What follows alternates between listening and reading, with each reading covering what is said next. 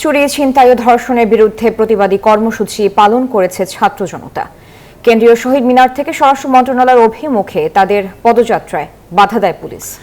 আর এদিকে আইন শৃঙ্খলা রক্ষায় পুলিশের ভূমিকা নিয়ে প্রশ্ন তুলেছেন ইনকিলাব মঞ্চের নেতারা। এছাড়া দেশের বিভিন্ন স্থানে নিরাপত্তার দাবিতে অবস্থান অবরোধ কর্মসূচি পালন হয়েছে। আইন শৃঙ্খলার অবনতি, চুরি, ছিনতাই ও ধর্ষণের প্রতিবাদে কেন্দ্রীয় শহীদ মিনার থেকে স্বরাষ্ট্র মন্ত্রণালয়ের অভিমুখে যাত্রা করে বৈষম্য বিরোধী বাংলাদেশের ব্যানারে সাধারণ শিক্ষার্থীরা। তারা বলেন, ২৪-এর বাংলাদেশে ধর্ষণের ঘটনা ন্যাক্কারজনক। সোমবার দুপুর ২টা থেকে পদযাত্রাটি শুরু হয়ে রাজু ভাস্কর্য ঘুরে সচিবালয়ের সামনে গেলে আটকে দেয় পুলিশ। এক পর্যায়ে ব্যারিকেড ভেঙে সচিবালয়ের প্রবেশের চেষ্টা করেন আন্দোলনকারীরা। তাদের দাবি, আইন শৃঙ্খলা পরিস্থিতি স্বাভাবিক রাখতে প্রশাসনের আরও জোরালো ভূমিকা পালন করতে হবে। এখন এমনই ফুরফুরে মনে থাকবে সবাই। বসুন্ধরা টয়লেট্রিজ, ফুরফুরে মন সারাক্ষণ। 51% মেয়ে মানুষ, 51% নারী।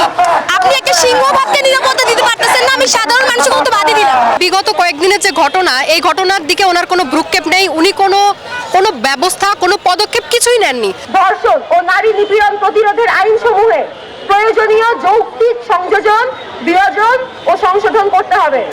এদিকে দেশের সার্বিক পরিস্থিতি নিয়ে এক সংবাদ সম্মেলনে ইনকিলাব মঞ্চের নেতারা আইন শৃঙ্খলা রক্ষায় পুলিশের ভূমিকা নিয়ে প্রশ্ন তোলেন।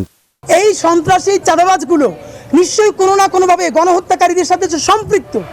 তারা শুধু চাঁদাবাজি করে ক্ষান্ত হবে না, জনমনে এমন ভীতি তৈরি করবে যাতে এই জুলাইয়ের সরকার ব্যর্থ হয়ে যায়। এছাড়া একই দাবিতে সারা দেশের বিভিন্ন জায়গায় বিক্ষোভ মিছিল করেছে সাধারণ শিক্ষার্থীরা। ধর্ষণের আমরা ঘটনা শুনতে পেয়েছি, কিন্তু তার পরবর্তী সময়ে কোনো ধরনের তাদেরকে আইনি ব্যবস্থার মধ্যে নেওয়ার যে তৎপরতা, সে আমরা সরকারের পক্ষ থেকে দেখছি না। আমরা নারীদের নিরাপত্তার স্বার্থে এবং ধর্ষকদের বিচারের দাবিতে আজকে আমরা এই অবস্থান কর্মসূচি দিয়েছি।